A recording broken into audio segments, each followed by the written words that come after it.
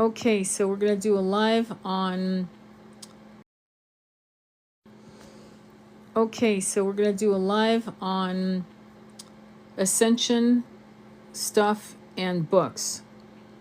And we're going to be reading. I'm going to be reading. And there'll be some things that I'm just going to do. I'm just going to figure it out as we go.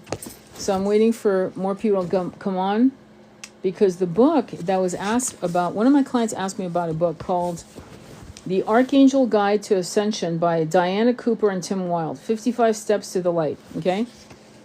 And I'm going to read Archangel Guide to Ascension by Diana Cooper and Tim Wilde, 55 Steps to the Light, okay? And I'm going to read you random stuff from random books, not random, nothing's random, but to help you in maybe gathering some books for your book list for the next, say, 60 days, okay? So one book that I just got, I've been salivating over this book for like a year. And I'm almost 2, okay? It's written by Elena Dannon. Elena, Elena, Dannon, Danaan. This book is called The Encyclopedia Galactica, Portraits of the Star Nations. One of my past lives on a different planet, I actually saw in this fucking book. I couldn't believe it. I could not believe it. She has... I mean, there are much more, there's a lot more tribes, races that disappeared, unfortunately. But she has a lot of information. She's an amazing find. So I just want 9 people. And if you could share the live, that'd be awesome. Share the live so we can start. The first thing I'm going to do is read from you, because it's so up my alley. From the Archangel Guide to Ascension, Step 1. Lady Gaia and your soul contract, which is so in line with what I've been saying. So if you could try to get 9 people, if you could share the live, if you don't mind. I don't want that many people, but I just don't want to like go back and people asking, what were you talking about? That drives me crazy, to be honest, because it throws me off my thing. That's why I don't look down ever at the comments until I'm done talking. But let me read this to you. So let's get 9. Let's try to get 9 before we start. Is that cool? While we wait for 9 people to come on, I'm going to read from the Zen Monkey and the Lotus Flower, 52 stories that will change your life, which Andromeda Flame turned me on to. And this is perfect. I just opened it up to 81, which is 9, which is 2025, which is 9. Finally, people are catching up on. That's a big master number that we're coming into this year. It's going to be a kick-ass year. But I'm going to read this to you while I wait for 9 people to come on, because we're going to talk about this ascension steps. It's called The White Rabbit and the Full Moon, a Story of Devotion. Once upon a time, there was a little white rabbit named Luna, who lived in a peaceful forest. Luna was not like the other hares. While the other hares slept in their burrows at sunset, Luna stayed awake to admire the full moon. She was fascinated by the beauty and purity of the moon and considered it her role model. Every month, when the full moon appeared in the sky, Luna sat on a hill and admired its beauty. She tried to be as pure and beautiful as the moon. Luna led a simple and virtuous life. She shared her food with others, helped the old and sick animals in the forest, and lived in harmony with nature. One day, Luna saw the moon slowly getting darker. She watched with concern as the moon was covered by a dark cloud. Luna thought the moon was in danger and decided to help it. She jumped high in the air, hopping to reach the cloud and save the moon, but despite her efforts, she could not reach the clouds. Luna was disappointed, but she did not give up. Night after night, she tried to jump as high as she could. She even forgot to eat and drink and sacrificed her sleep to help the moon. The other animals in the forest admired Luna's devotion and unwavering faith. They came together and decided to help Luna. They built a huge ramp out of leaves and branches to bring Luna closer to the moon. On the next full moon night, Luna jumped off the ramp and reached the dark cloud. With a powerful push, she dispersed the cloud, and the moon shone bright and clear again. Luna happily fell back to the earth, exhausted but satisfied. Since then, if you look closely on a clear full moon night, you can see the silhouette of a little rabbit on the moon. And the animals in the forest always remember the devotion and sacrifice of Luna, the white rabbit who saved the moon. What can we learn from this story? Devotion and passion. Luna showed us what it means to be completely devoted. Despite the difficulties, she did not let them deter her from her goal. We can learn from this devotion by showing passion and determination in our lives, no matter how unattainable our goal may seem. Selflessness and sacrifice. Luna showed a willingness to sacrifice her well-being for something greater. She reminds us that true satisfaction often lies in selflessness and service for the good of others. The power of faith. Despite all the obstacles, Luna firmly believes that she could save the moon. Her faith gave her the strength to keep going and achieve her goals. We too can use our faith as a source of strength to navigate through difficult times and achieve our goals. Community support. The other animals in the forest helped Luna in her mission to save the moon. They showed that community and cooperation can help us achieve our goals. We should always remember the importance of supporting others and accepting their support. So it's not just giving support, it's accepting support. It's amazing, right? That was a great story. So we got 11. Perfect. Let's start. So again, this one was from the book, the Zen Monkey and the Lotus Flower, which Andromeda Flame turned me on to. Let's read from the Archangel Guide Ascension by Diane Cooper and Tim Weil. Let's begin. Lady Gaia and your soul contract. Step 1. Before we incarnate, our soul attends a special meeting on the inner planes. Our guardian angel, who has been with us throughout our soul journey, including our visits to Earth, is always present. So is our overlighting archangel, to whom feedback is passed every 7 years about how we are progressing on our journey until we reach the 5th dimension. After that, the archangel monitors us constantly. Most of us are overlaid by Archangel Metatron, Michael, Gabriel, Raphael, or Uriel, but occasionally a different archangel works with a person. Some children are coming in now with a very high vibration, and because of this high frequency, other archangels and even Seraphinas, one of the 12-dimensional seraphims, are overlighting them. Our principal guide and sometimes other guides and masters also attend this important gathering. Usually other angels are there too, as well as members of the extended family we're about to join, including our future children. We have often seen orbs. Did you hear that, guys? We have often seen orbs of angels bringing souls to have a look at their possible family before they attend the pre-life meeting and make their commitment. On the side note, I remember this meeting. Not the way they describe. I remember choosing my parents. Like, literally remember it. During this pre-life consultation, we discuss with all these beings what we want to experience in this life or to offer to others. Some very brief souls step forward to enable others, usually in their soul group, to learn about unconditional love, compassion, patience, faith, grace, or other ascension qualities. For this, we or the other soul may agree to experience disability, mental challenges, accidents, illnesses, or some of the more difficult tests. In our current times, an easy life does not offer growth. So a challenging path is more desirable to souls who really want to progress to ascension. We may also want to burn off family, ancestral, or country karma, for it is a time for us all to step off the wheel of karma. And I'm going to stop here for a minute. I'll continue. The reason why we've been looping in the loosh, right? Looping incarnation. David Icke calls it the loosh. And I'd love to debate him on some of the, because I don't agree with everything he's saying, but he's brilliant, is that we have never attained unconditional love. We have to attain unconditional love to feel worthy of not being a frequency match. See, this is what I mean. Frequency match is why many of us have come to 3D and have stayed in, we've overstayed our visit, to be honest. And part of it is because we do not feel unconditional love for ourselves. We're good at giving it. This is why the twin flame journey is so amazing, because through the twin flame journey, we've been able actually to learn what it is like to give unconditional love.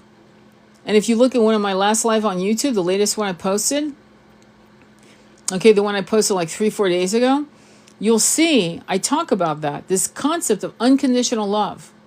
And so when your twin, quote unquote, betrays you or leaves you, suddenly now you're left with, you're bereft. And suddenly now you're being asked to stand and be enough into yourself and to give yourself unconditional love, unconditional forgiveness, unconditional love. So let me continue from this book. After our pre-life meeting and before we incarnate, Lady Gaia issues us with an invitation to take physical body here on Earth. This invitation is given to us directly from her radiant heart with enormous love and the warmest welcome. Its purpose is to enable us to feel that we belong on Earth, and it is placed in our own open heart. Now, one of my guided meditation is a connection with Pachamama. Connecting with Pachamama, letting her know, hey Shannon, it's good to see you. Letting her know that she has been our home all these incarnations. And let's be honest, in many incarnations, we mistreated her. We did not protect her. We did not love her. We did not see her. You know how bad it feels not to be seen, so you can relate. We did not respect her or her children, both of human and of fur, fin, and feather. We know this. Okay? And because we have never thanked her for her being our home all of these incarnations, one of the things I tell my clients to do is give obeisances to Pachamama, which is Gaia, and let her know from your heartfelt connection. Let her know, I love you. I didn't know who you were. So you can look at my guided under my guided meditation playlist, opening the 4 corners above and below, and you should be able to listen to that, and it'll give you some kind of guidance on how to actually reconnect with Mother Gaia, Mother Earth. When we truly remember this invitation and the glowing unconditional love which Lady Gaia has issued to us, we feel comfortable and at home wherever we are, and whoever we are with, we feel we truly belong. Now, I don't think that's true. See, I reach a lot of stuff to you guys, but it doesn't mean I accept everything as said. We don't feel home. That's the problem. Many of us have never felt home in this planet, not because the planet was not good, but because the way we had to live was a feeling of oppression. The planet's fantastic. The people who run it aren't.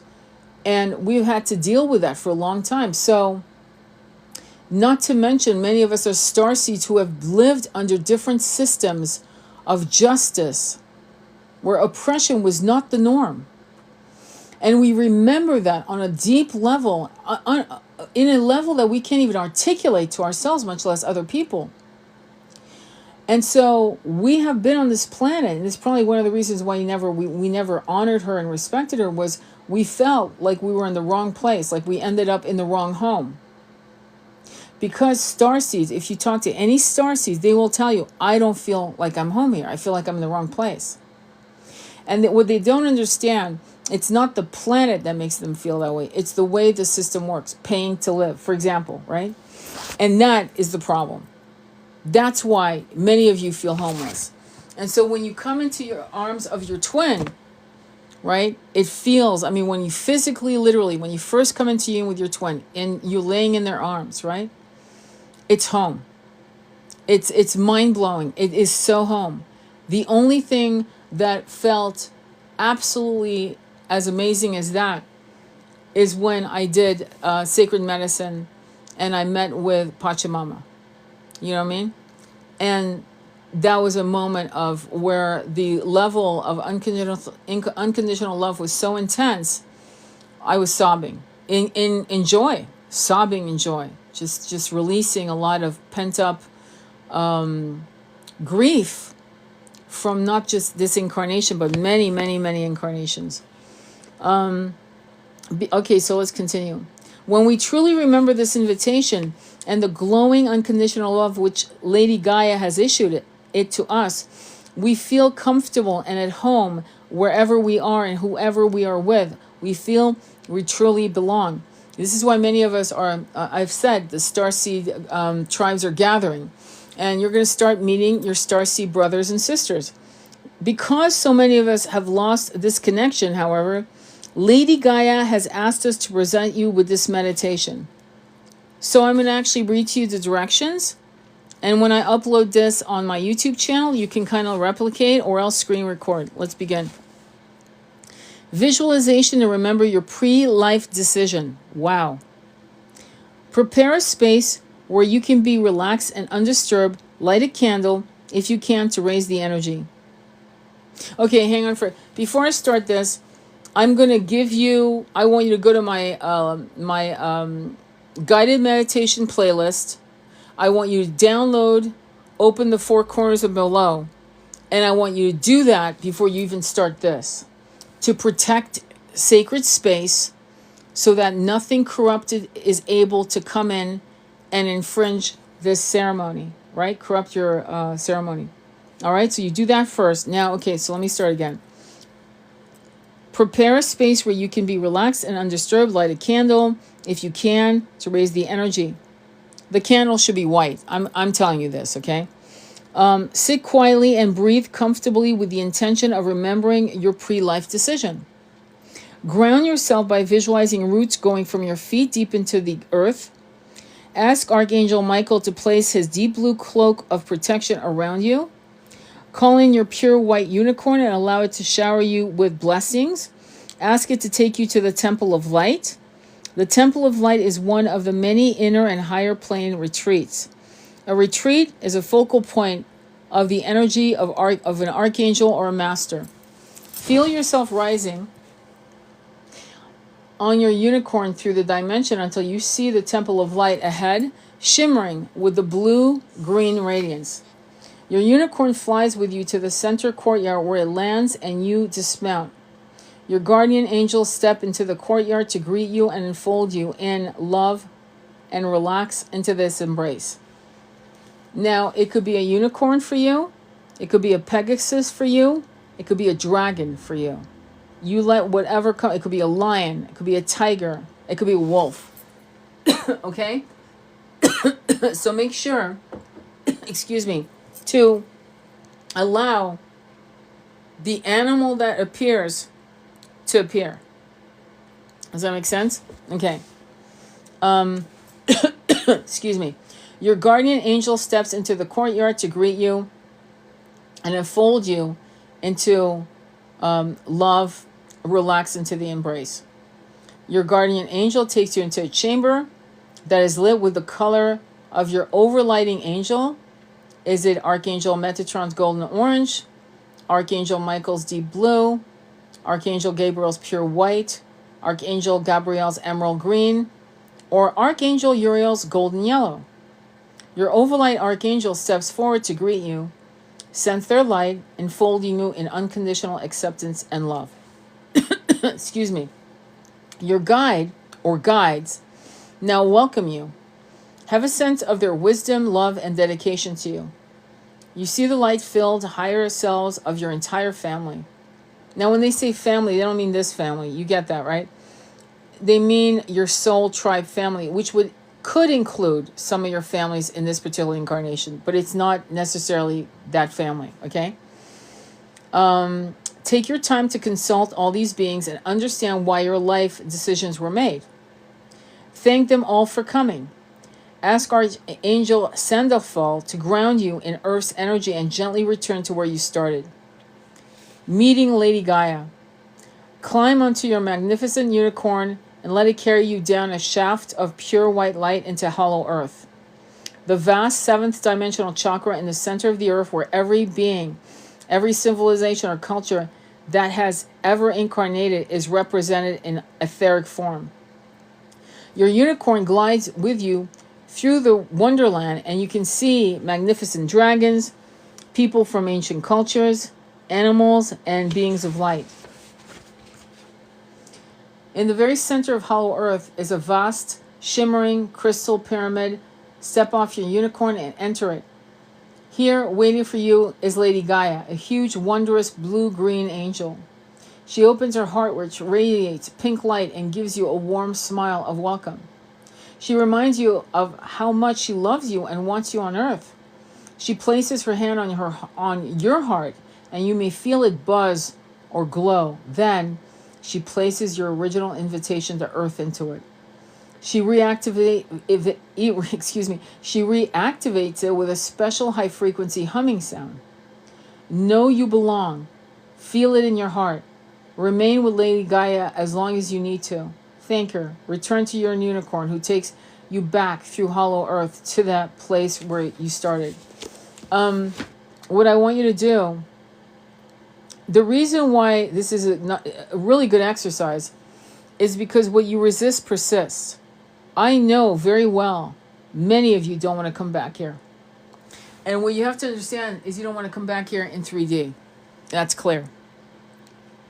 But if you don't want to come back here, you must be a frequency match to what is to come. And if you don't want to come back here, you must be a frequency match to what is to come. And if you're a frequency match to despair, to cynicism, to disappointment, whatever that's negative, you will be a frequency match to this or something else like it. And so the first thing you have to do is forgive yourself and forgive all the things you thought you felt about Lady Gaia, and release that energy so that you're freed from that energy. So the first thing is to be grateful to the energy that was your mother, your grandmother, your beloved, your sister, in many of your incarnations as Lady Gaia, Pachamama, Bhumi. When you do that, and when you start really living that energy of gratitude for what this planet gave you, in spite of the bullshit of, the subjugation, the 1%, you will be released. You've got to understand that. As long as you resent being here, I'll never fucking come back. As long as you're doing, you're fucked. I hate to say it, but you are. So you got to kind of shift it and do a 180. Does that make sense? Any questions on that? Do you have any questions? There's a great exercise on visualizing to connect to the Intergalactic Council. Hang on for a quick second. Wow, this is a lot. Okay. Hang on, okay? I want to see this. All right, ready? Step 8. I'm switching around, just so you know, obviously. The Intergalactic Council. The Intergalactic Council is a body of 12 mighty beings who take decisions for the evolution of Earth. They decide on and oversee great experiments like that of Atlantis, which was to see if humans could maintain a physical body, experience emotions, and keep connections with Source. Because the frequency has risen to so much in recent years, individuals and groups can now connect with the Intergalactic Council via Archangel Butialil to petition for help for the planet or for a project of importance to the health welfare of advancement of humanity. We can also offer our services to help the world or the universe. Those currently serving on the council are Master Marco. The Great Master Marco represents the highest galactic confederation in the solar system. He holds all the technological information of the United Universes within a huge, very high-frequency quartz crystal skull, and he downloads appropriate ideas into the minds of those who are ready to bring fifth-dimensional technology back to the planet. The information is already stored in the etheric and also within the soul star chakras of those serving in this way. An example is digital cameras, which capture the sixth-dimensional frequencies of angelic beings such as orbs. Interesting, isn't it? And no, I won't be calling them Oscar de la Renta or doing code words in this live or any live moving forward. This is written in the book. That's all I got to say. You do the same as our ancestors did in the religion on the earth. You do the same as our ancestors did in the religions on the earth. Um, the religions on the earth. Well, the religions on the earth. The religions on the earth in the last 2,300 years were not exactly benign. The religion created by man 2,300 years ago didn't do shit. 3,000 years ago didn't do shit. It was there to subjugate the masses. And it was control, and fear was the epicenter. You're all born in sin. There's a particular religion I'm pointing out when I say this. You're all born in sin. And what else was it? You must fear God. When that was not the God. We talked about in many of the lives. You give your power away. When you connect with religions, you totally give your power away. But until you offer human beings philosophy, spiritual understanding of what is a soul, what is reality, and so on, unless you start teaching that to people, right? Then for some people, religion is their buoy until they can expand out of that. And unfortunately, we are God. Can I ask you, do you really think you're actually something like cutting edge, like brand new? No offense. I don't want to be rude to you, but do you really think that I've never heard that line before? Why don't you say it a little more humbly? We are connected to the universe. We are all interconnected. We are a part of an incredible root system. And the fact that we're abusing each other is bullshit. How about saying that instead of saying, I'm God? How about that? Instead of using the same lines that the most arrogant spiritualists have used. We are connected. We are fractals of the universe, of the all of the Creator. Okay? And we've embodied these avatars in various planets, dimensions, and timelines for various experiences. Because I don't know if you've ever been to 23rd dimension or 27th dimension, but it is a telepathic, high-level, hive consciousness. And for some of us who want to feel and make love to the body of our beloved, it doesn't happen to that level. It's different.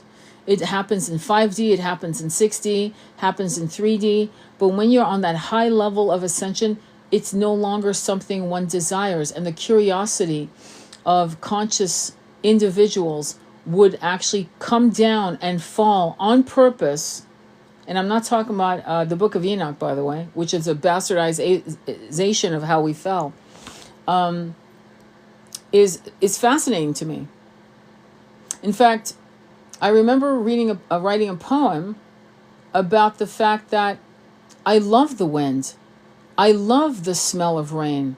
I love to hear my beloved's voice. I love to feel his lips on the back of my neck. I will not have that when I'm in 23D consciousness because it's more of a high vibrational hive. I'm going to say hive, telepathic oneness. And there were desires to express that within myself. I wanted to break away and have that fucking chocolate ice cream. And now we're getting to a place coming out of this egoic, childlike, innocent desires that we once had when we were on high dimensional consciousness. Like we knew everything, but we were naive. Okay, I'm just being from what with the data I'm gathering from doing Akashic readings. My understanding of how we fell, why we did it, is so different. It is not what you think. Some fell because they wanted to. Some fell because they were betrayed. Some fell because they fucked up. But what I do found, I had a young man who I did an Akashic reading recently, and he actually was bored. He was like, I want to know what this is. What do these people do? What do humans do, or humanoids on other planets? What do they do there? Oh, I want to know what this is. What do these people do? What do humans do, or humanoids on other planets? What do they do? They're giving birth to babies. They're making love. They're eating. They're not eating. They're doing different things. I want to know what that feels like, because it's almost like what happened with Buddha when he was Siddhartha and he was looking out of the palace walls going, because he was completely confined into his little palace, right? Everything was good. The most beautiful women, the most beautiful food, the most beautiful everything. And he went out into the world with his charioteer, and he started seeing the reality of the world, and he went, I got to know what is reality, and why am I here? And he went out into the world to become the Buddha, self-realized. So when you say things that are just one sentence, I am God, we are God, or it doesn't say anything. It's not cutting edge shit. What's cutting edge is for us to realize that we wanted to experience some of this stuff. It's not a loosh. Like, what's cutting edge is for us to realize that we wanted to experience some of this stuff. It's not a loosh, like David Icke says. For some of you, it is a loosh. I'm going to be honest. It is. You guys are trapped. You're not understanding why you came here, and you forgot. You complete amnesia, like you have no clue. And some of you actually know, and you're honest with yourself and said, I was fucking curious. I just wanted to fucking kick some rocks and see what was possible. That's the difference with many of the souls out here. We're not, I hate to say this because we're not created equal in consciousness. There's clearly, because if you look at the galactic wars, and you're looking at draconians who are absolutely cold-hearted and psychopaths, clearly in 7th D or 6D consciousness, you and I can both agree that unless we were draconians in a past life, we're not like them. So just because you're in high consciousness doesn't mean you're in the light. That's something else people seem to, you know what I mean? Simplify. Okay? Anyway, were you there? Yeah, actually I was. So there you go. Okay? There you go. So unless you want to be a smartass, you can actually go back to your little rock, my friend, and enjoy that rock and cling to it. All right, so moving on. I love it. All right, let's continue. Where were we? Interesting. Anyway, so when you do your own lives, my friends, fucking really the conversation isn't for these baboons. It's more for other people listening so they can see or get contrasting, and you guys can decide whether or not you resonate with his bullshit or my bullshit. It's up to you. But I do it for you, and then I block them because I have zero tolerance for idiots. So there you go. Let's move on. All right, now let's continue. All right, ready? Thank you, my love. All right, so where were we? We were back. I'm fascinated by Master Marco. So let's go back a little bit. So remember, let's go back to this just to refresh your memory. He's working with a huge frequency quartz crystal skull, and he downloads appropriate ideas into the mind of those who are ready to bring fifth dimensional technology back to the planet. The information is already stored in the etheric and also within the soul star chakras of those serving in this way. So you need to check yourself on your soul star. All right, just scan yourself. What is it? Hang on. 15 chakras, I believe. 12 chakras, sorry. An example is digital cameras, which capture the sixth-dimensional frequency of angelic beings as orbs. Let's continue. All right. The scientific establishment is just discovering the existence of parallel worlds. Once it has accepted that science and spiritually work hand in hand, scientists will be ready to receive a higher grade of information. Master Marco is monitoring this very carefully with the help of Serafina the Seraphim. Commander Ashtar. Commander Ashtar is the seventh dimensional commander of an intergalactic fleet whose spaceships patrol the area around Earth to protect and assist. They are not visible to us because of their high frequency. Did you hear that? This is massive. Because when we forget the drones, because they have nothing to do with reality in terms of, even Trump was like rolling his eyes going, yeah, okay, they know what garage they came out of. They know which garage they're going back. He actually said that. I'm paraphrasing. But the orbs, the fucking orbs. Okay, now, I've been seeing various footage, and they're saying, drone, oh my God, the flick is turning into a drone. No, that was not an orb. That was not an orb. The orbs weren't changing. So listen, did you hear what they said? Master Marco is monitoring, Commander Ashtar, they're not visible to us because of the frequency. Well, guess what's happening in 2025? The veils are parting. And those of us who have been seeing numbers for years, angelic numbers talking to us, have been raising our frequency. They've been downloading upgrades to us in our sleep. Some of us consciously, because we're saying, please download, please fucking upgrade me. I can't deal with this anymore. Please, whatever, upgrade me to the highest level of dimension so I can see. That's what I've been saying. Okay. So now suddenly, all kinds of people who are cynical, like this little guy here that just went bye-bye, are being shown shit.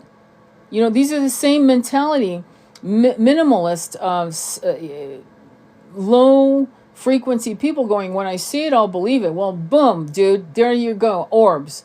And they're gaslighting this, as you all know, and twisting it and go, those orbs turn into drones, those drones are orbs. No, it's not at all.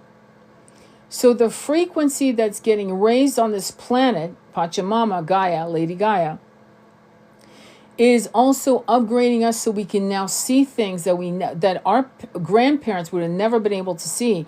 But check it out, 3,000 years ago they could have seen it, and they would have seen it. Do you see? We actually went the wrong direction. Did you get that? So 3,000 years ago, 5,000 years ago, we would have seen those orbs. In fact, we saw many things. We heard things, saw things. Why? Because we were not distracted by the technology and by religious orders that suppressed our ability to see. Look at what they did to Joan of Arc. She was everyone's friend until she wasn't. And what was the message? It was twofold message. As a woman, know your place. That was the first message. Trust me. And the second message is, unless the Pope says it's real, you don't matter. Those were the two messages. So the messages were very clear. Stay in your lane. Color within the lines. And that would have lobotomized the collective over time. Does that make sense? I hope it does. So now they are not visible to us because of their high frequency. Commander Ashtar is working hand in hand with Archangel Metatron to assist with the ascension process. He will be waiting to greet millions of souls when they have achieved their ascension. He looks after the great two-way interdimensional portal of Machu Picchu, Peru, and his mothership enters our planet. Now, why is this true? Because I remember Shirley MacLaine with her book Out on a Limb talking about how she was seeing all these spaceships in Peru. Swear to God, this was when the book came out, I think it was 1982. She most likely wrote the book and experienced all that in the late 1970s. So in the 1970s in Peru, there were spaceships all over the fucking place. And I remember people talking about that. I remember it. But no one had cameras. I mean, people didn't walk around with fucking cameras going, oh yeah, I'm just going to. And even if you had a camera, I've seen shit that no camera. In fact, even my phone today couldn't capture it. Why? Because it would blur. Because it would move so fast. It would blur unless I did a video. Unless I had the mind, oh my God, where's my video? Fuck. I'd be on my phone trying to put it on video. But it would go too fast. So here she is. She was writing about that in her book, Out on a Limb. And they talk about a witch hunt. So here he talks about, he looks after the great two-way interdimensional portal of Machu Picchu, Peru, and his mothership enters our planet through the portal. Did you hear that? His role on the Intergalactic Council is to maintain the equilibrium of the universes, not one, of the universes, to keep them in balance and harmony with one another. That's why what we do in the ascension is going to explode in a beautiful way, a wave of massive upgrades to other universes. That's why this is so important. Let's continue. What the hell? We're having fun, right? I hope. Lord Hilarion. Lord Hilarion is the master of the fifth ray, the orange ray of technology and science, works closely with Master Marco and Commander Ashtar. These three cooperate to see that appropriate information is downloaded into the minds of those who are ready to work with it.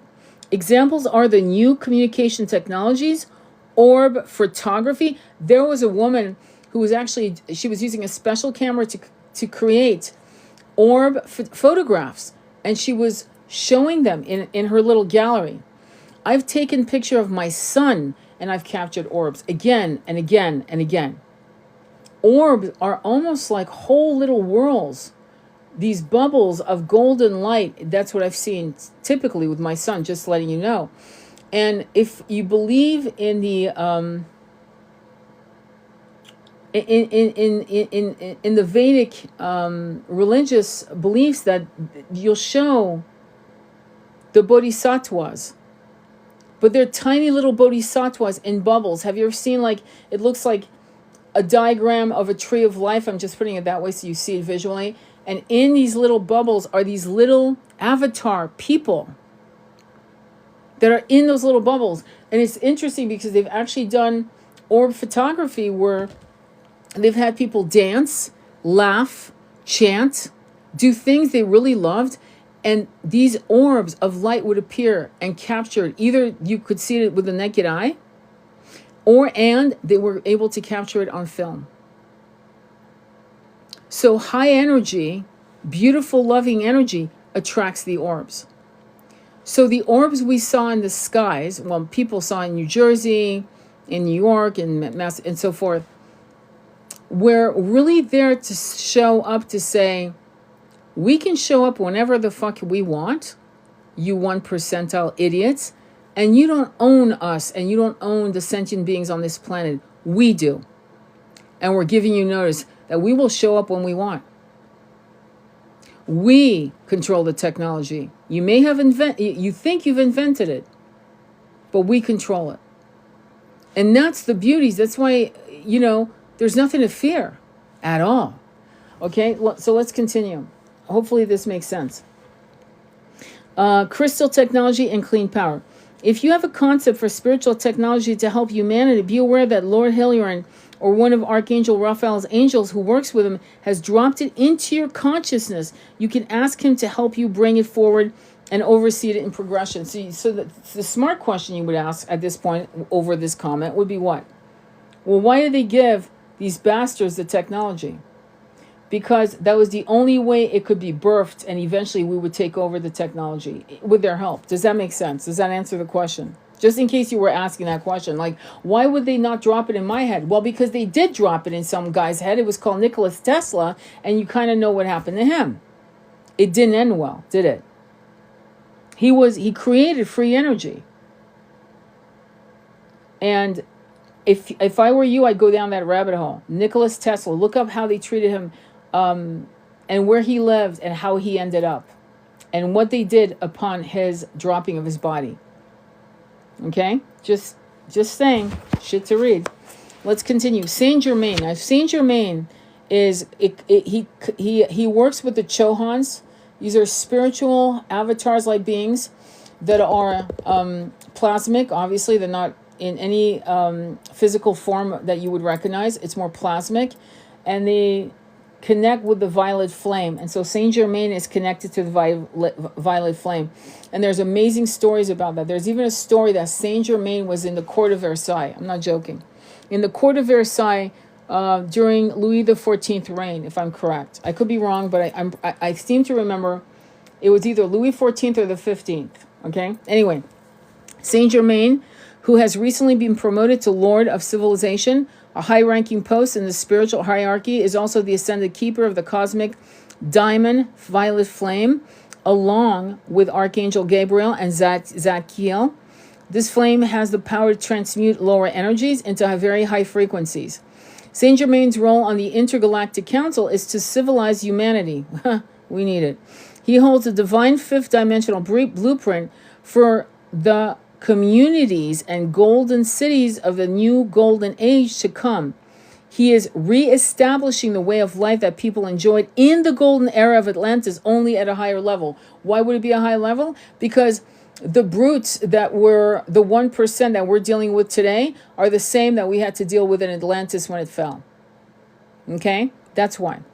Violet Flame has been calling me. I've seen the flame for a year now in meditation. Yes. I was introduced to the Violet Flame when I was about 23 years old. 22, 23 years old. That's when I started working with it as a kid. And I'm going to tell you, I used to actually, just so you know, I used to actually surround myself with the white, gold, and violet flame. That was my protocol. White, gold, and violet. I did this for decades, and I'm moving back into that realm. It's weird how you go through. Like I said, when you're busy surviving, paying the rent and bullshit, you're not going to fucking connect. And so what I need you guys to learn to do is to literally separate the 3D world from your 5D, 6D ascension path. You need to literally, like, I don't know, somehow, some way, like, walk out that job, whatever you're doing, close the goddamn door on that, and do not get involved with it. From the hours of this and this, it's your time for ascension, for cooking, for taking your dog on a walk, for making love to your man or woman, and that's it. You don't take that shit with you. You don't take your laptop with you too. You do not. You don't leave yourself voicemails to remember shit at work. You don't do any of that.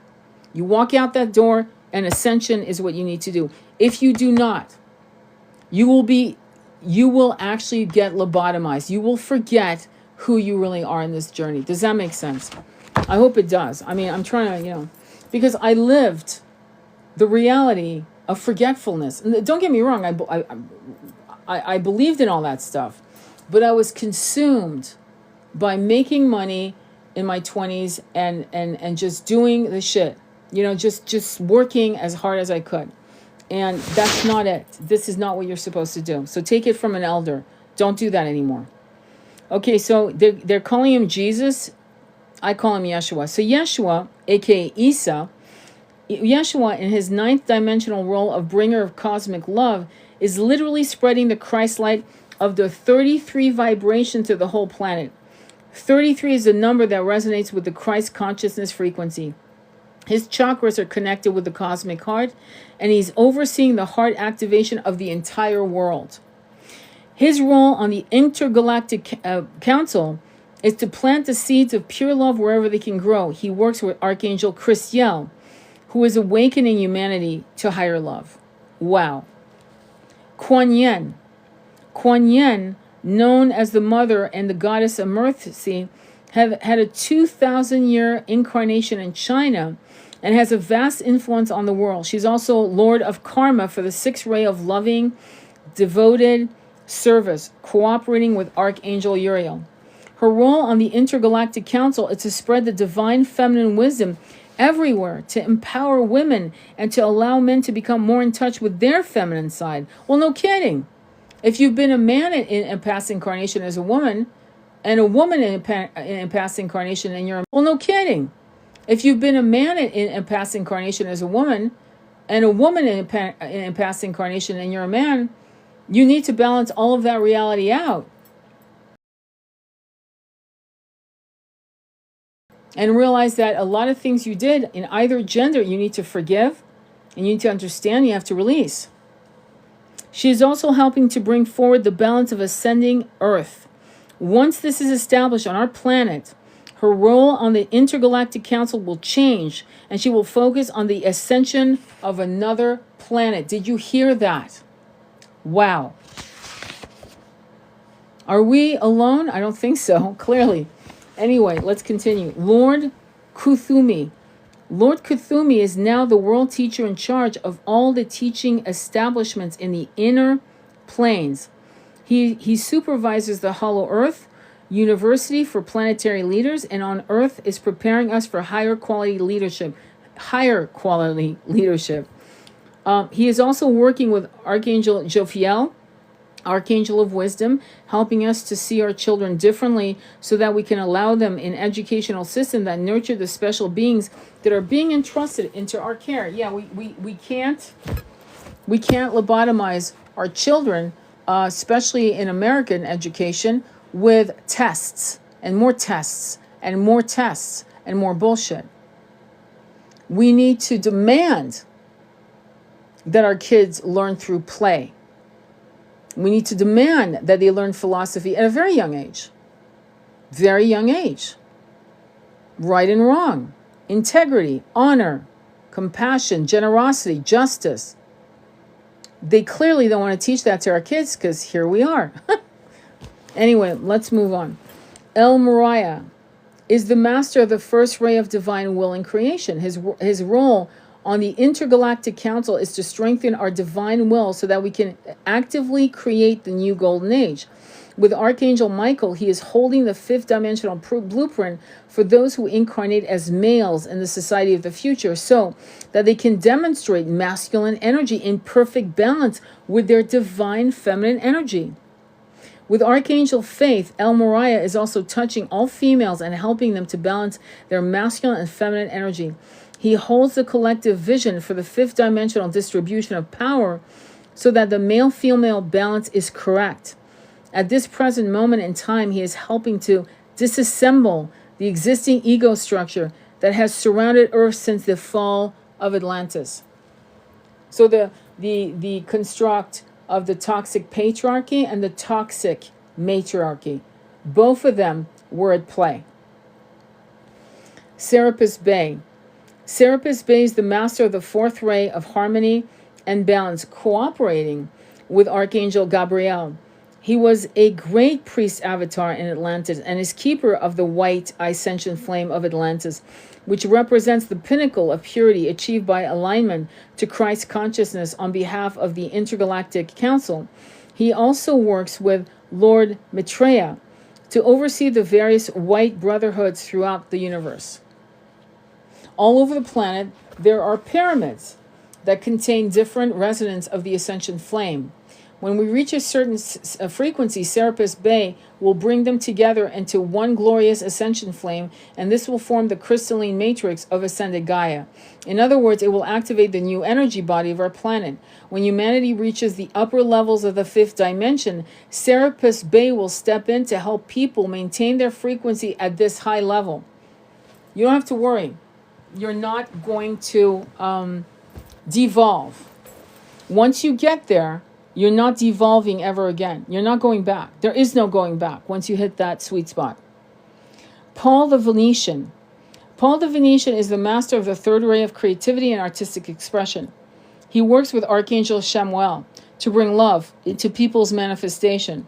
His energy flows throughout writers, artists, and creative initiators of all kinds to bring ascension light through their endeavors. These works born in pure love will spread ascension energy for as long as they are in physical existence and never lose their resonance.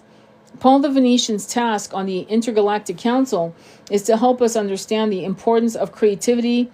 Creativity is the foundation of manifesting in the Intergalactic Council is to help us understand the importance of creativity. Creativity is the foundation of manifesting in our new. You believe some of it or not. Just, just in case. But some of these words will resonate with you. Maybe not all of it. Do you really think that I believe everything I read? Absolutely not. Some of it, it resonates with me. I'm like, yes. And some of it, I'm like, yeah, no. But there's still wisdom in between the yes and the no. There's wisdom. And that's why I'm reading this to you. Mary of Magdalene. Lady Nada served as the Intergalactic Council for centuries and was very focused on Earth. She is now spreading cosmic love to the universe, and Mary of Magdalene has been promoted to take her place with the assistance of Lady Portia, Goddess of Justice. Mary of Magdalene is working with Archangel Uriel to bring spirituality into... This is funny. And I don't mean that in a bad way. Listen, let me repeat it because it caught me off guard. Mary of... This is funny. And I don't mean that in a bad way. Listen, let me repeat it because it caught me off guard. Mary of Magdalene is working with Archangel Uriel to bring spirituality into religions in which the consciousness needs to shift to five-dimensional frequency. Did you get it? Because clearly religion is not connected to spirituality. Clearly. I mean, we know this, or I hope you know this. Her task on the Intergalactic Council is to hold the vision of unified love. Why am I saying religion and spirituality are not? Because religion was stagnant. And that's not how the world evolves. Nothing is stagnant. Nothing is permanent. In fact, impermanence is the only truth. Impermanence. So, of course, religion was not connected to spirituality or to the flow of life. Because it said, this is it. And if you don't believe it, you're being in sin. You're living in sin. And that's not how it works.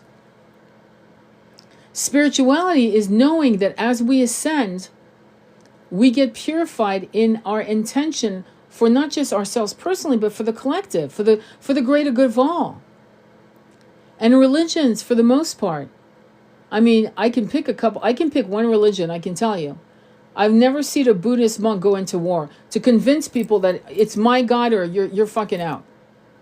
And yet I've seen other religions pull that shit. In fact, they have for at least 2,000 years. But I'm not Buddhist, by the way. But I do see a pattern that doesn't sound right. It's not very spiritual to go and harm people, to say either bow to me and my God, because it's your God shit, but mine's so everyone's got a different God apparently, and do it my way or you're out. Doesn't sound very spiritual to me. I don't know what you believe in, but it certainly isn't to me. And suffering and making people suffer in the weird idea that now you're being a devout whatever, tagline whatever, devout Muslim, devout Christian, devout Jew, I don't give a shit what it is. Do this and then you're no, it's not. You need to be kind behind closed doors. You need to be kind in public. You need to be in your full integrity, whether people see it or not. That is what I want to see in human beings. And that's what we're being asked to show in 5D. The 1%, the one sitting on billion, I mean, literally, there are people right now who could write a check for $1 billion and not even sneeze. Not even feel it. And literally change the face of America, of some parts of Asia, like literally change the face of countries. And they choose not to.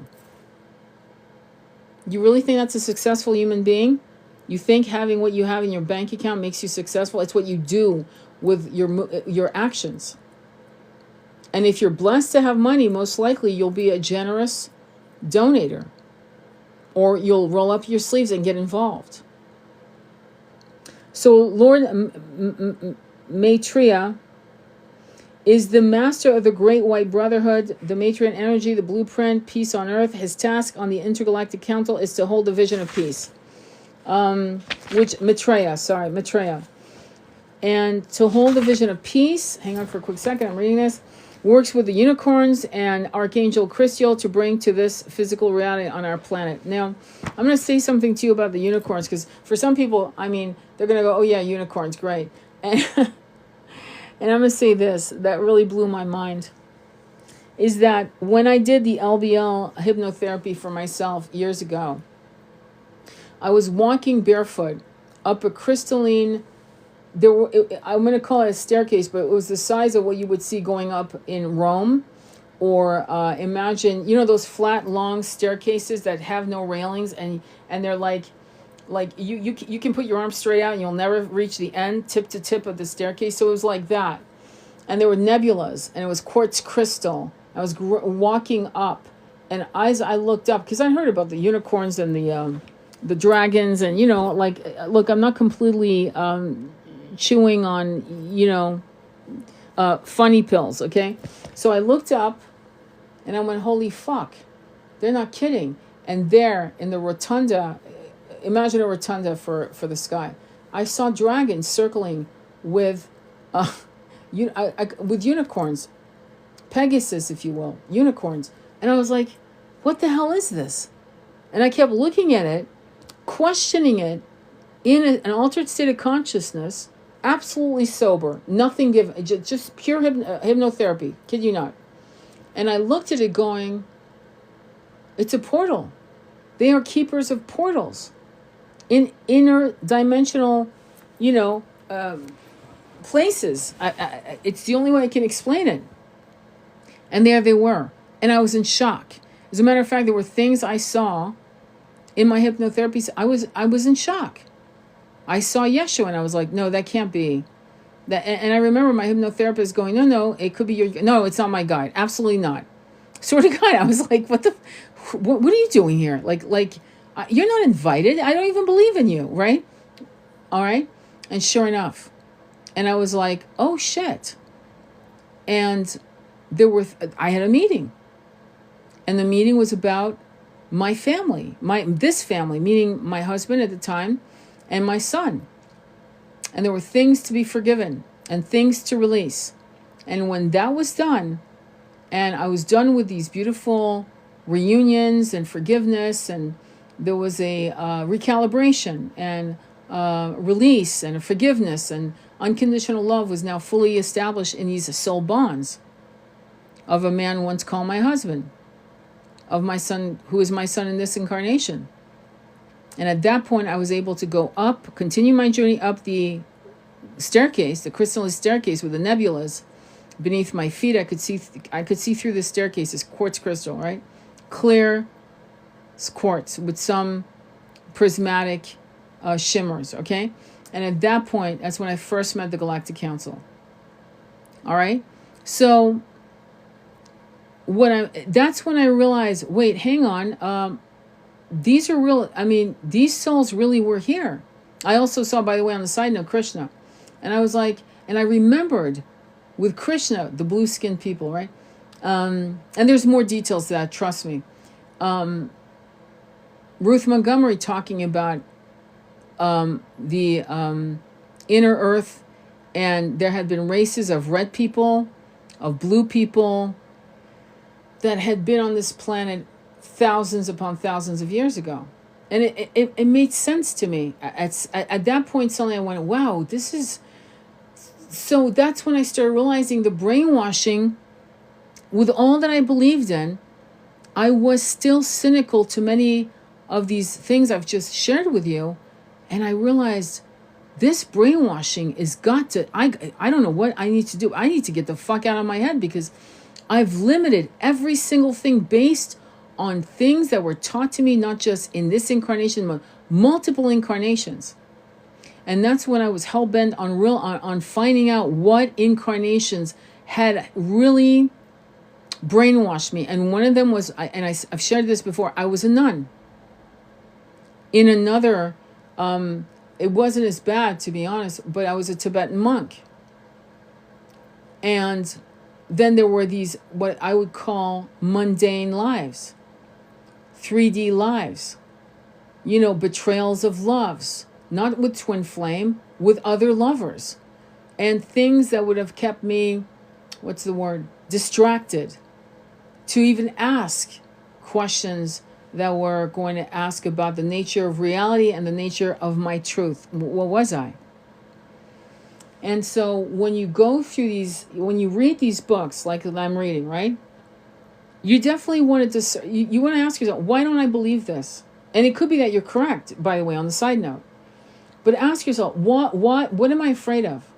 What resonates in that sentence, in that paragraph? What says yes to me and absolutely no to me?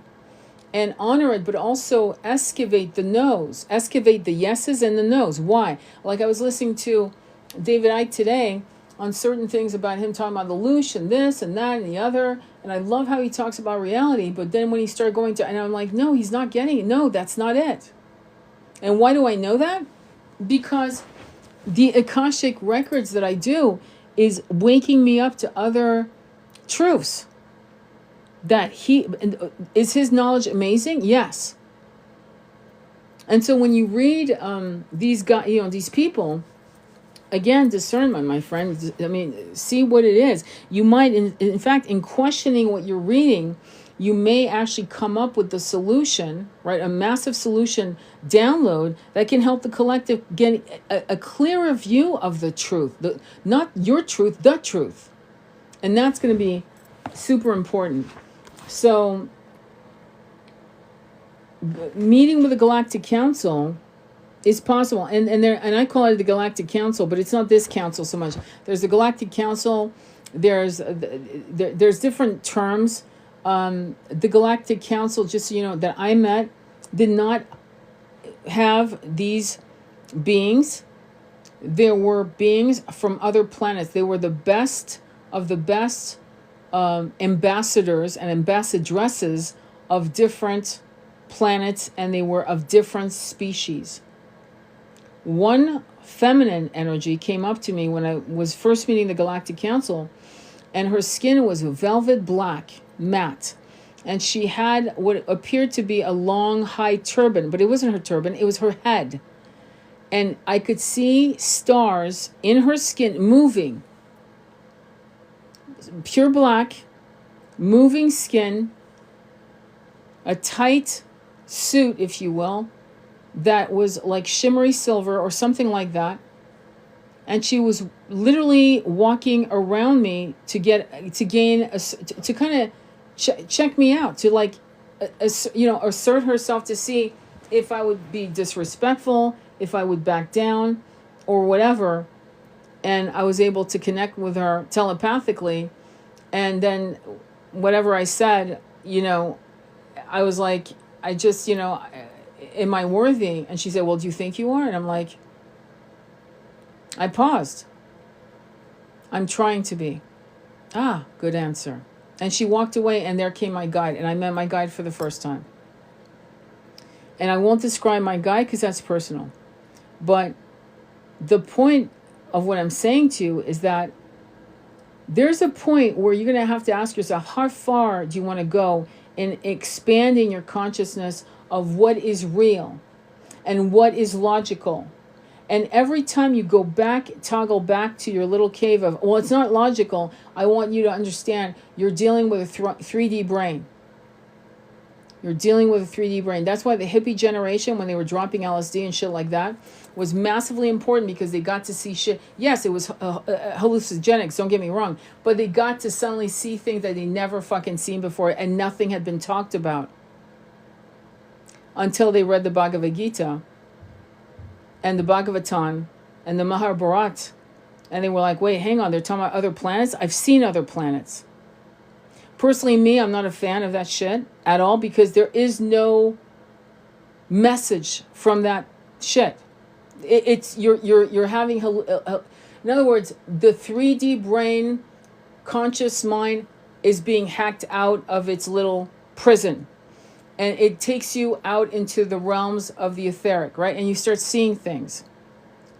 I'm not a fan of it. I'm a fan of, and I don't use it with indiscrimination at all. In fact, I haven't done it for years. But for example, plant medicine, because the plant medicine will come to you with a consciousness. It will actually come to you with a personality. I kid you not. Unless you're getting it from people who are playing cocktail, dirty cocktail jokes with the shit. If you take it pure, you're going to have literally a consciousness come to you, speaking to you, and you're going to go, holy fuck. And that's when you realize what I believe is true isn't. And this understanding continues way after you stop. Like, it's not something you take on a Friday on your couch watching a big screen TV.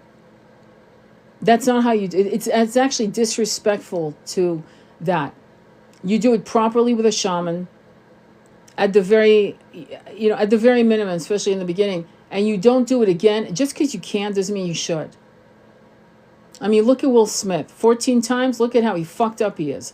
And no one had the wisdom to call him out, because, everyone, even shamans are assholes. I've seen shamans that are amazing, fantastic. And then a lot of shamans call themselves shamans. They think they can get a certificate that says, now I'm a shaman. It's like, it doesn't work that way. No one can make you a shaman, okay? You can learn some shit and remember stuff, but to run to wherever to become a shaman it's like, if you just sit in meditation in nature, you'll remember when you were in shaman in the Celtic Isles. You'll remember when you were a shaman in North America, South America. You'll remember when you were a shaman as a Mongol, as an African. You'll remember. And you'll remember what to do. You don't need a certificate of completion to make you a shaman, honestly. Okay? In fact, it should be the last thing you want to go after is a piece of paper to put on your wall. Once again, another piece of paper on the wall that basically validates who you are. That's not how it works. I remember meeting Andromeda Flame introduced me to a shaman. She was cool. She said, I'm a shaman. I have no education. I went, that's cool. Because I wasn't interested in her education. I was interested, I didn't even ask her. She said, it's from past lives. I go, yeah, right on. It was like, it was simple. Yeah, that was it. And she's amazing. She's an amazing shaman. She really is. And she's amazing for certain people. Sometimes you'll meet shamans that are not for you. A shaman is like a crystal in a way. Crystals will choose you. You will connect with that crystal, and you'll go, yeah, I can't leave here. I mean, this is insane. I can't believe I'm spending this kind of money on crystal, but I got to go home with it, right? I'm sure you've had that at least once. At least it's happened to you once. And shamans are like Moldavite crystals. They're either twin flames. Shamans are like Moldavite crystals. Those two human beings or souls, sentient beings, are like that. And you'll either connect with the shaman. It doesn't matter if everyone loves them. You'll go, I don't feel it. And that's okay. Don't force yourself to bend yourself into a pretzel to fit into what, well, but she's an incredible shaman. It's like, but it's not for you. So you move on. It's okay. Your shaman will come when you're ready. If you even need a shaman, it could be that you are the shaman. Did you ever think of that? But anyway, so that's the concept of breaking out and hacking out of your 3D mind, is constantly questioning why you love this but not that. And this is why I started getting into the habit of listening to people I didn't particularly like. Because, and when I say didn't like, I don't mean I didn't like them. How do I put this? They were charismatic and magnetic, and they knew how to talk. But there were certain things I didn't feel connected to. However, I knew they had knowledge, and I knew they were brilliant, and I knew that some of it was going to be nectar to my ears. So I started getting into the habit of listening to people of that level. I have a hard time with boring people, to be honest. But people that are like good storytellers, and even if I don't agree with everything they're saying, I will actually filter through. And I'll take what I feel is the nectar and throw away. There's an old saying, it says, eat the fish and throw away the bones. It's a great saying because that's exactly what you're supposed to do. And then maybe in 10 years, you'll go, I was wrong about this. I think I believe in this now, or whatever you're supposed to do. And then maybe in 10 years, you'll go, I was wrong about this. I think I believe in this now, or whatever. It could be that you'll never change your opinion on certain things you're going to reject. You know what I mean? So it's interesting. Yes, in my experience, ayahuasca has an old wise grandmother spirit. Absolutely. Absolutely. Right on. That's exactly it. That's why I had friends tell me, oh yeah, I've done ayahuasca. I'm like, what came through? Hi, Aaron. I see I have a singular black eye ball laid into the void. Then the eye opened. Fantastic. Wow. Some people, like I have to admit, like my twin took it 100 times. Oh, what am I reading from? I'm reading from the book our friend asked about, The Archangel Guide to Ascension by Diana Cooper and Tim Wilde. That's the book I was reading. What was I going to say? I totally forgot after that. That's why I never look down. My attention span is like a squirrel. I'm sorry. Let me see. I speak for myself and not in the name of an intergalactic... Oh, this was another... Okay. I'm reading some old stuff from this guy. All right. Now, the book that I salivated from... excuse me. It's called the Encyclopedia. I'm going to get some water. The Encyclopedia Galactica by Elena Denon. And I didn't know Andromeda Flame had the book until I told her I'd ordered it. I treated myself to that. Because we didn't really have we had a tree for Christmas, but not presents. And there were books I gave my son. And a few books I gave myself. And this was one of them. And I got to actually see, I kid you not, one of my past lives as a sentient being. And I think I even found another one. So that's blowing my mind. I've yet to see myself as a reptilian. Some of us were not, we never had incarnations as reptile. I'm not kidding. Being a reptilian doesn't make you better. But I just saw a reptilian that one of my clients was. It's called Udo. And this reptilian is muscular, tall, upright, bald. And he was that until he ascended into a pure soul consciousness, if that makes sense. I hope it makes sense. So this book is just images upon images of the various races of sentient beings throughout the universes. And that's just, and this is actually volume 1. Okay. So, and I treated myself to hardback. I wanted the hardback. Okay. So I'm going to do, Oracle. I'm going to find out what we have going on here. I did pull out Mysteries of the Crystal Skulls Revealed, which is a book I bought in 1992, which I had lost, and I was able to find it again. And this book, depending on who, is based on the Mitchell Hedges skull, which I actually mentioned in my book Recall, right, Rachel? Remember? It's in that book.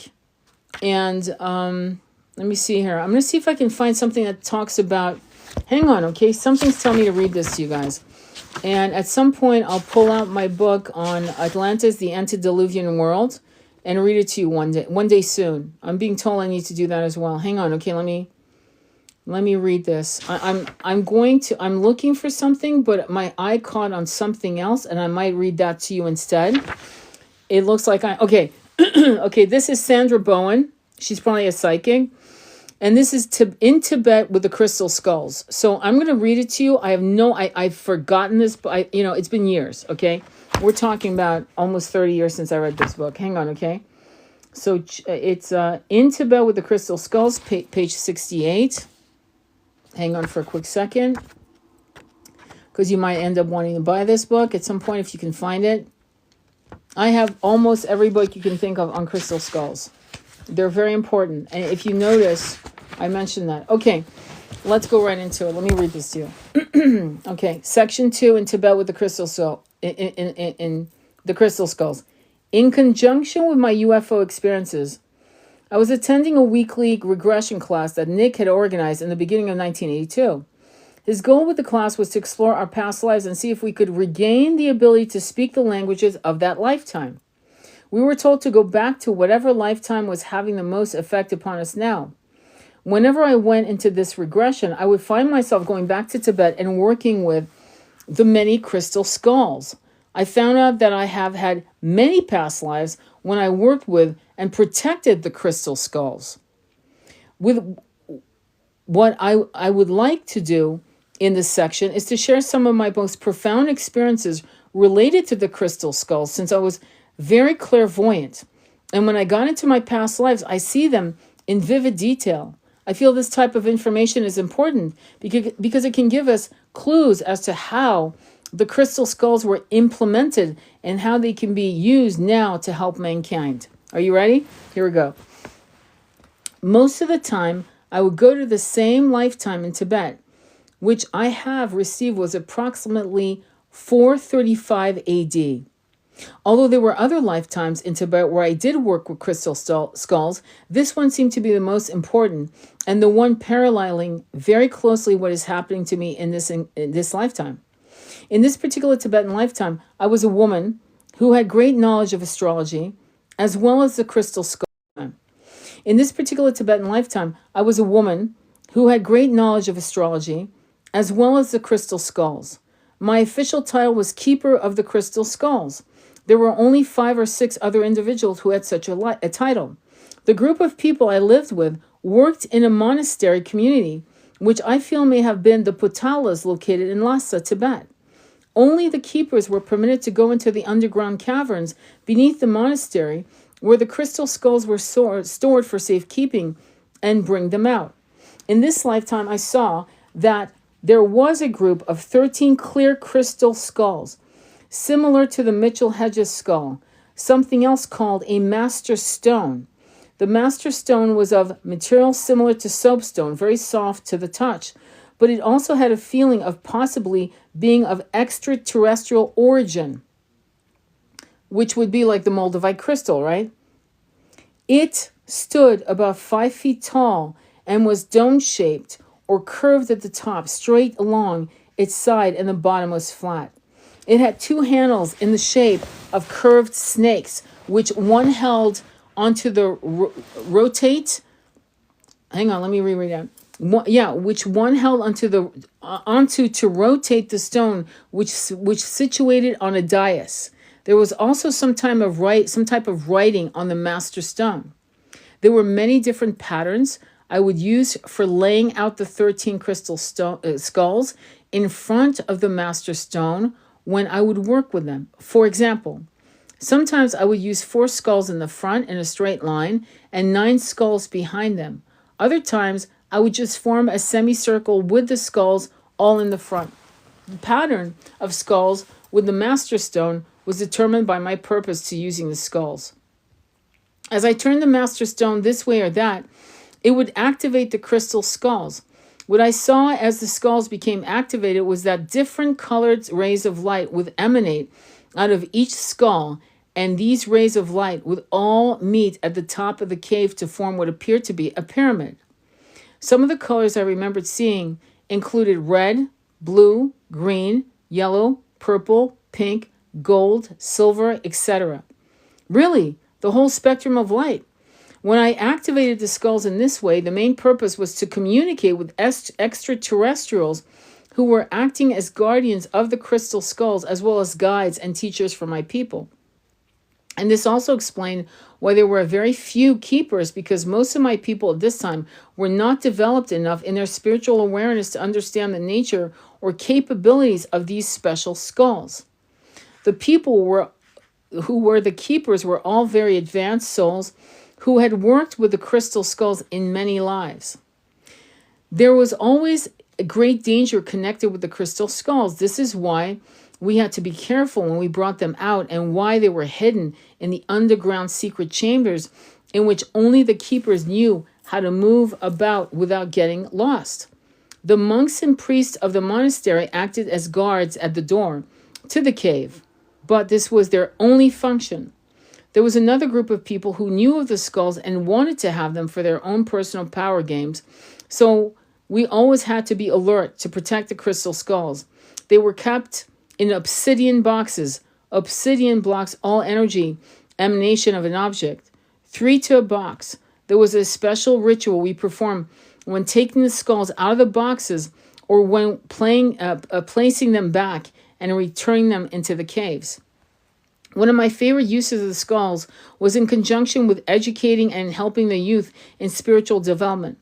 When children reached their years of age, I would prepare an astrological chart for them. I remember working with a young boy of 12 who was sitting before me on a high stool, and I was across from him at a table, sitting with his astrological chart in front of me and one of the crystal skulls I had brought up from the caves. Then I placed different colored stones on the skull to activate it and send out various colored light rays to his chakras to help him open up these energies centers to his body. Another special memory was of a very large crystal on the top floor of the monastery. It was the size of a circular waterbed and had metal railing around it. Each morning, people at the monastery would go to this crystal, and with their arms outstretched and palms out, they would communicate with the crystal and silently say a prayer or mantra. It was a form of being charged up in preparation for each day. One time I saw myself take 5 or 6 of the crystal skulls into one of the great halls of the monastery where yoga was practiced at times. On the floor of this hall were all kinds of markings, such as circular, square, stars, and so on. I would position a crystal skull on certain places of the floor over specific markings and just sit in the center of the skulls. I would then activate the skulls in this pattern and receive wonderful information and knowledge from them. One of the things that surprised and fascinated Nick during the regression were the hand signals I would make while in a slight trance. As a matter of fact, at times, both my friend Therese and I would simultaneously make identical hand signals. What was occurring from my own perceptiveness as I was reliving my life in Tibet was that I was working with a crystal skull, and would use hand signals to activate the skulls. Thus, as I mentioned earlier about my research with the Mitchell Hedges skull, Whenever I am with a crystal skull, whether in the physical or in my mind, I immediately communicate with it using these hand signals. When the two space beings, Akbar and Josephat, communicate with me, they use similar hand signals. Also, the society in this Tibetan lifetime communicated with hand signals. There were certain hand signals related to the crystal skulls, which only the keepers knew, sort of like a foreign language. What do you guys think of this so far? Any thoughts on this? Is it interesting? As you can see, color played an extremely important role in that life, and perhaps explains why I am a color consultant right now.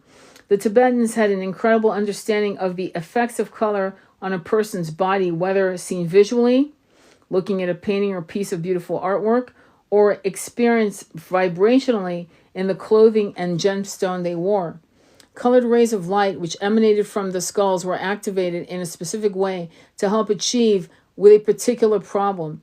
We knew how each color should be used in an appropriate manner, but only the keepers knew how to activate the various colored rays from the crystal skulls. Yes, my experience, okay, hang on, let me look down.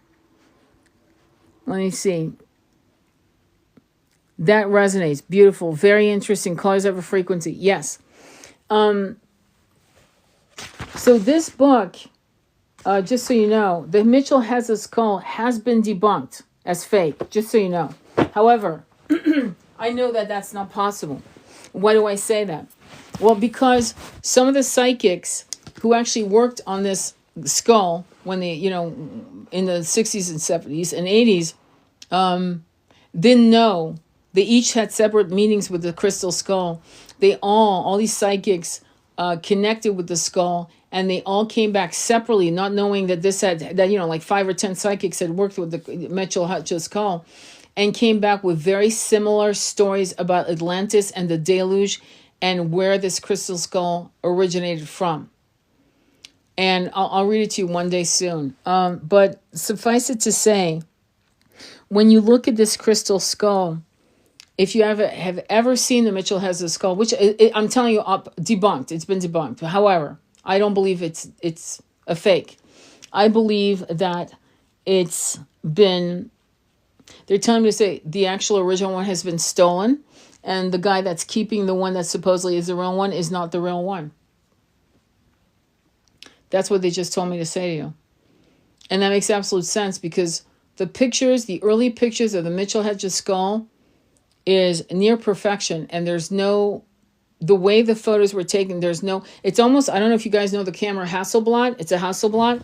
It feels like the pictures were taken by a Hasselblad, and there's no way in hell you can see any of the markings on it. You know what I mean? Like they're saying, oh, it's got markings, this, that, and the other, like, from a machine.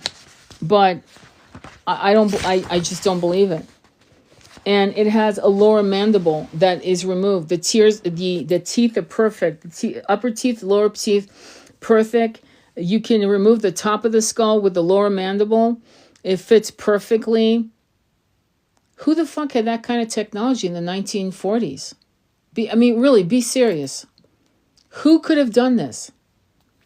And the story goes that skull belonged to an Atlantean priestess, just so you know. So there is a skull I bought myself, and it's crystal. I totally. Oh my God, the moon is out. I've always. How do I put this? There's a love revulsion relationship with skulls, right? And when I was a little girl, I lived in Rome. I lived in literally Rome proper, right? Whatever that means. Via Olivia. Okay, if anybody's from Rome, listen to Via Olivia, and I used to go to the catacombs. I think I went there twice or 3 times, and there were tons of skulls.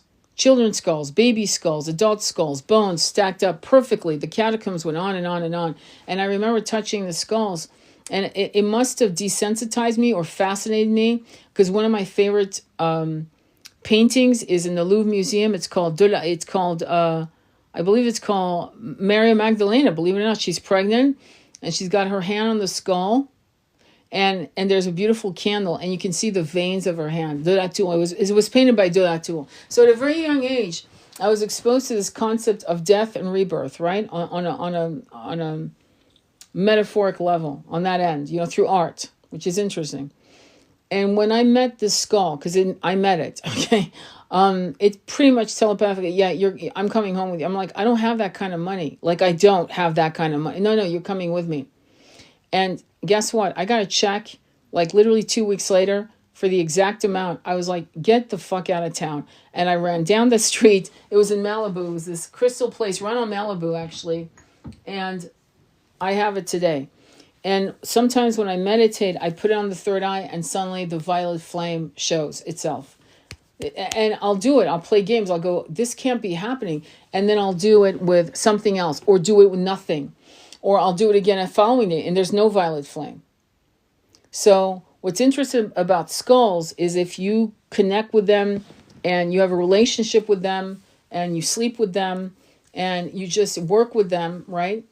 And they know that you respect them and that you love them and you're their caretaker until you drop your body and it goes on to the next person. They will activate things for you because they carry all of this knowledge within them.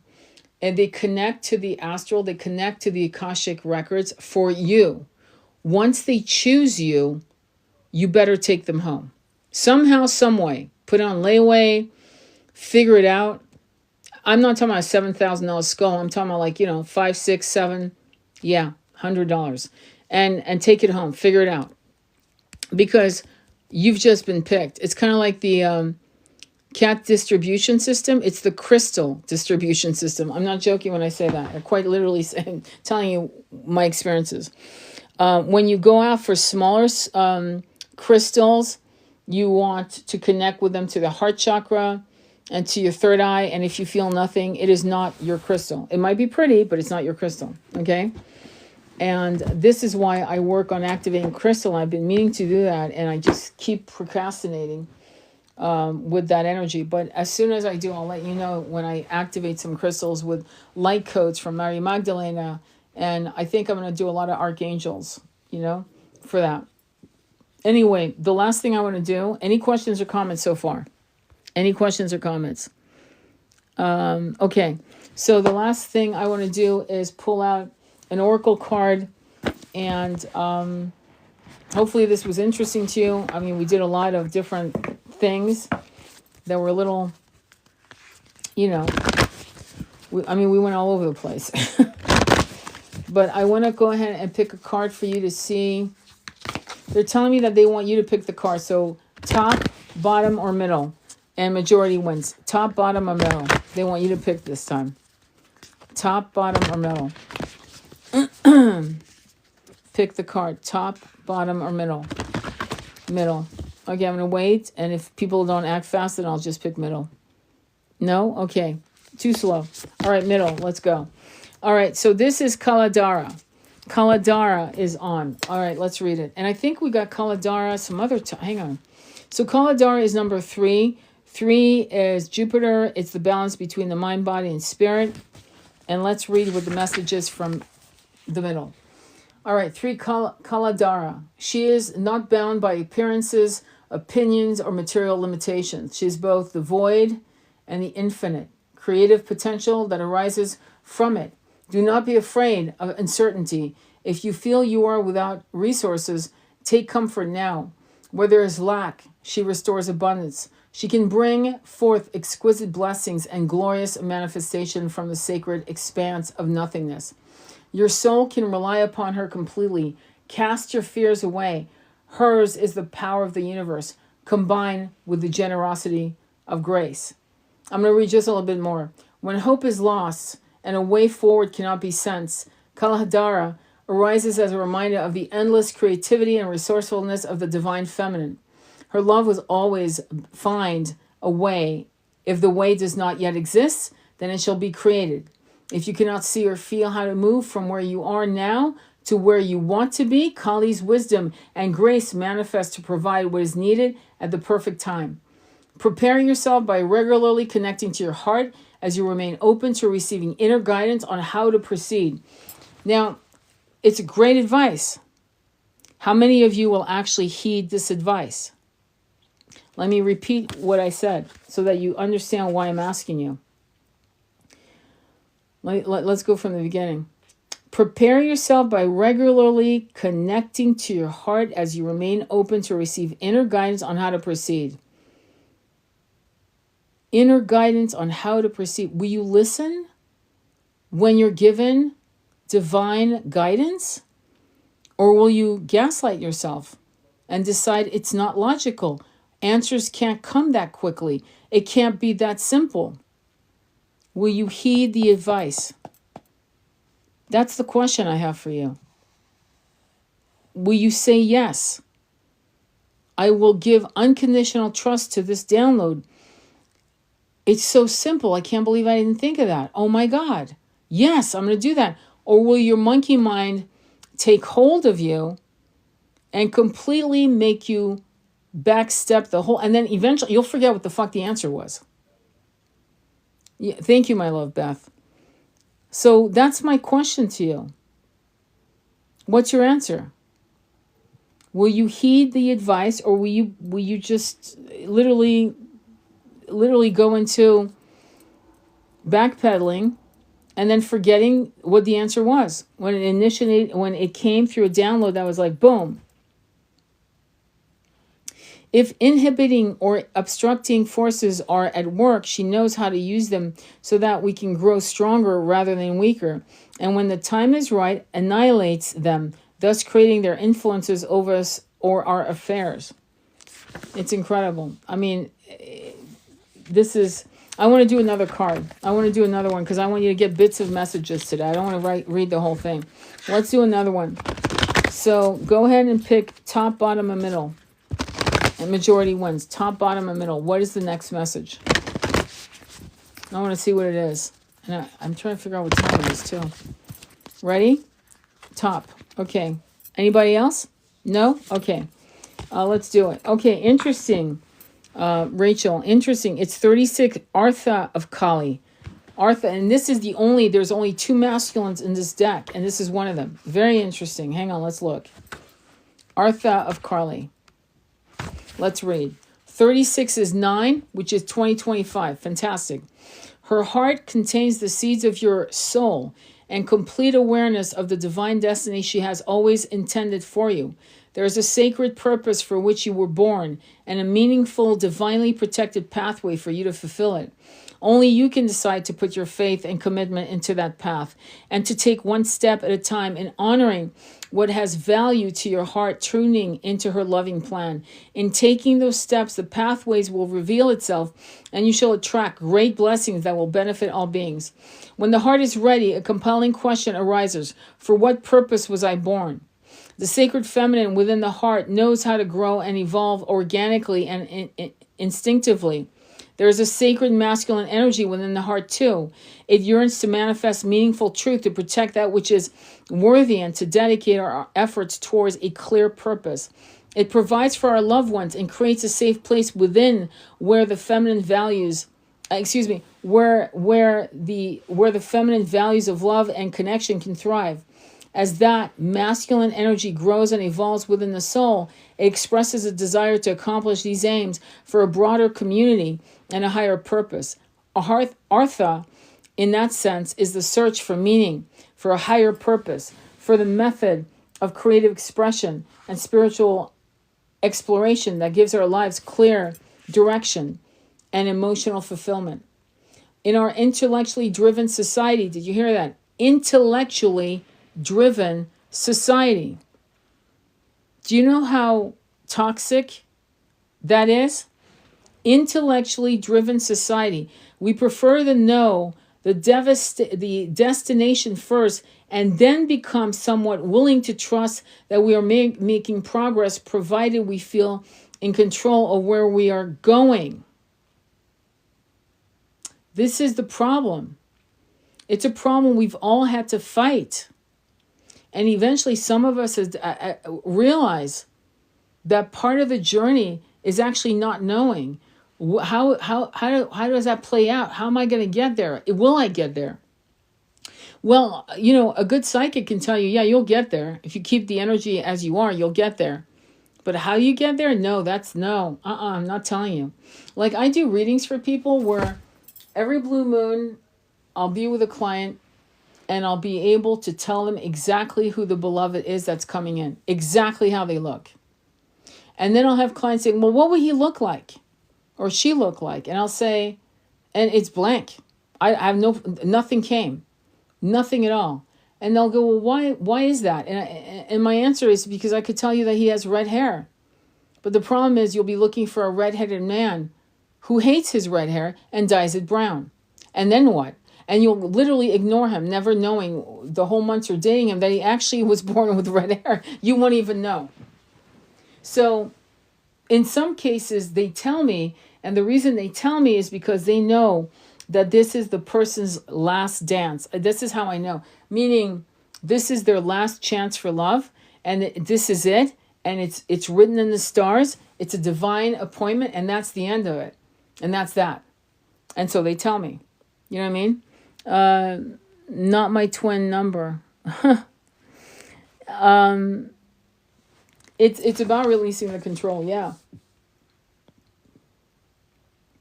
So listen to this. Such healing can ask you to have the courage and wisdom to move beyond the intellectual assessment of what you think you should be doing and your self-created ideas about what your evidence of success you should have manifested by now.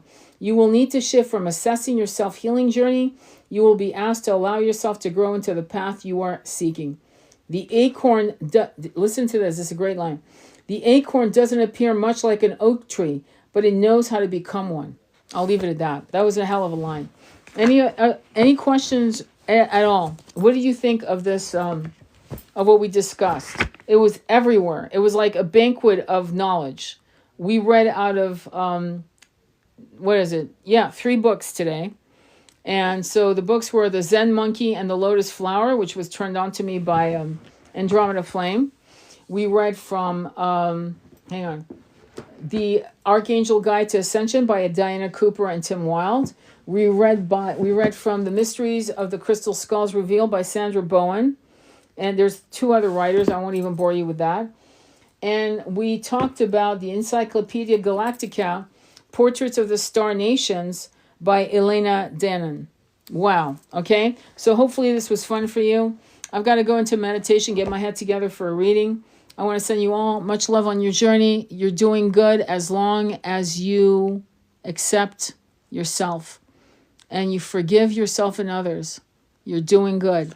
If you're beating yourself up and comparing yourself to others, you're fucking up. So with that said, just be in a place of love for yourself, okay? All right, sending you much love on your journey. Namaste, be well.